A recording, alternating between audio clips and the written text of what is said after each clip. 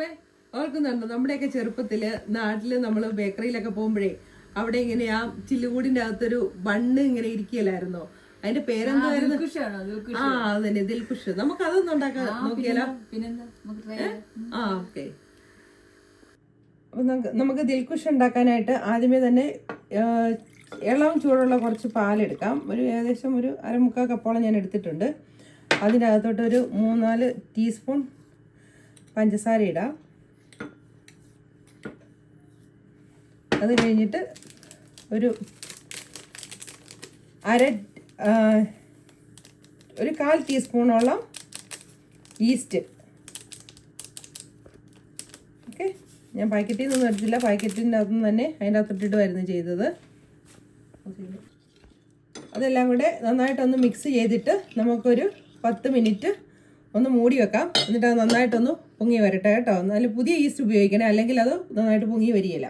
ഞാൻ ഇവിടെ ഒരു 250 ഗ്രാമോളം ഫ്ലവർ എടുത്തിട്ടുണ്ട്. അപ്പം അതിൻ്റെ കൂടെ ടേസ്റ്റിന് വേണ്ടിയിട്ട് ഒരു ശകലം ഉപ്പ് ആഡ് ചെയ്യുന്നുണ്ട്. ഒരു 1/4 ടീസ്പൂൺ. ഒരു 25 ഗ്രാമോളം ബട്ടർ മെൽറ്റ് ചെയ്ത് വെച്ചിട്ടുണ്ടായിരുന്നു. അപ്പോൾ അതും കൂടെ ഇതിൻ്റെ അകത്തോട്ട് ആഡ് ചെയ്തു.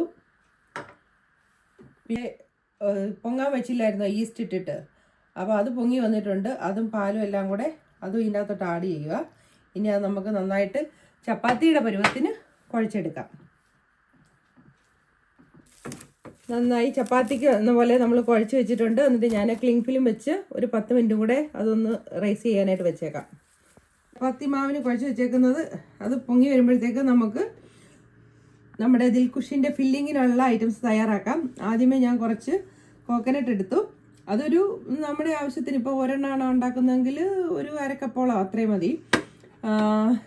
പിന്നെ ഞാൻ അതിൽ ഇച്ചിരി കളർഫുൾ ആകാൻ വേണ്ടിയിട്ട് ശകലം ബീറ്റ്റൂട്ടിൻ്റെ ഇത് നീര് ഒഴിച്ചായിരുന്നു. എന്നിട്ട് അതിനൊരു പിങ്കിഷ് കളർ കൊടുത്തു. ഇനി ഇവിടെ ഞാൻ കുറച്ച് പഞ്ചസാര ചേർക്കുകയാണ്. അത് ഓരോരുത്തരുടെയും മധുരത്തിനനുസരിച്ച് ചേർക്കുക കേട്ടോ. ഞാനിവിടെ ഇപ്പം ഇച്ചിരി പൊടിച്ച് വെച്ചതുണ്ടായിരുന്നു, അതുകൊണ്ടാണ് അത് ഇട്ടത്. പൊടിച്ച് വെച്ചത് തന്നെ വേണമെന്ന് നിർബന്ധമൊന്നുമില്ല. ഇനി കുറച്ച് ടൂട്ടി ഫ്രൂട്ടി ചേർക്കുവാണ്. അതൊക്കെ എല്ലായിടത്തും വാങ്ങിക്കാൻ കിട്ടുന്നതാണ്. കുറച്ച് സ്ട്രോബെറിയുടെ ജെല്ലിയുണ്ട്. ചെറിയ ഉണ്ടെങ്കിൽ അത് നല്ലതാണ്, പക്ഷെ ഞങ്ങൾ മേടിക്കാൻ പോയിട്ട് കിട്ടിയില്ല. അപ്പം ഞങ്ങളത് ജെല്ലിയാക്കി. പിന്നെ കുറച്ച് കാഷ്യൂസും റൈസിൻസ്. ഇനി ഇതെല്ലാം കൂടെ നന്നായിട്ട് ഓക്കെ. അപ്പം ഉണക്കമുന്തിരിങ്ങയും ഞാൻ ആഡ് ചെയ്തിട്ടുണ്ട്. പിന്നെ അത് കൂടാതെ കുറച്ച് ഏലക്ക പൊടിയും കൂടെ ചേർക്കുക കേട്ടോ. 1/4 ടീസ്പൂൺ എടുത്തോ ജിഷേ? ഏലക്കായോ? ഏലക്ക 1/4 ടീസ്പൂൺ ഒന്നും വേണ്ട, ജസ്റ്റ് ഒരു പിഞ്ച് മതി. എന്നിട്ട് അത് നന്നായിട്ട് മിക്സ് ചെയ്യാം. അപ്പോൾ ഫില്ലിങ് റെഡി ആയിട്ടുണ്ട്.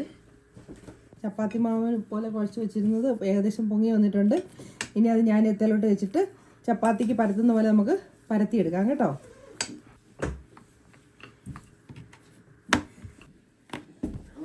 ഇനി നമുക്ക് റെഡിയാക്കി വെച്ചേക്കുന്ന ഒരു ഓവൻ്റെ അകത്ത് വെക്കാൻ പറ്റുന്ന ഒരു പാത്രത്തിലേക്ക് നിറച്ച് വെക്കാം. നിങ്ങളുടെ കയ്യിൽ ഇതിൽ വലിയ പാത്രം ഉണ്ടെങ്കിൽ അതിൻ്റെ അകത്ത് വെക്കാം കേട്ടോ.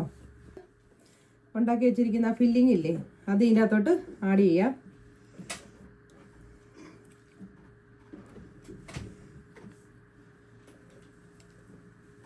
നിങ്ങളുടെ ഇഷ്ടത്തിനനുസരിച്ച് ഫില്ല് ചെയ്യാം.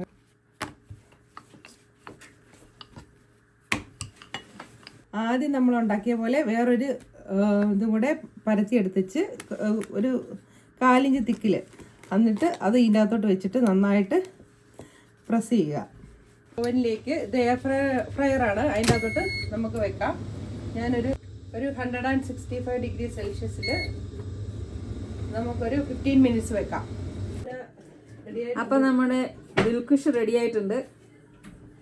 ഇനി കട്ട് ചെയ്ത് ടേസ്റ്റ് ചെയ്ത് നോക്കാം.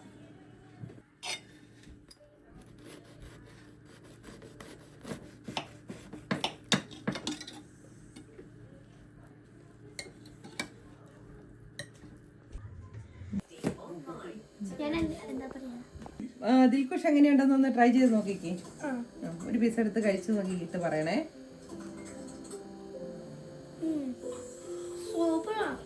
മധുരമൊക്കെ ഉണ്ടോ? ടേസ്റ്റ് ചെയ്യണോ?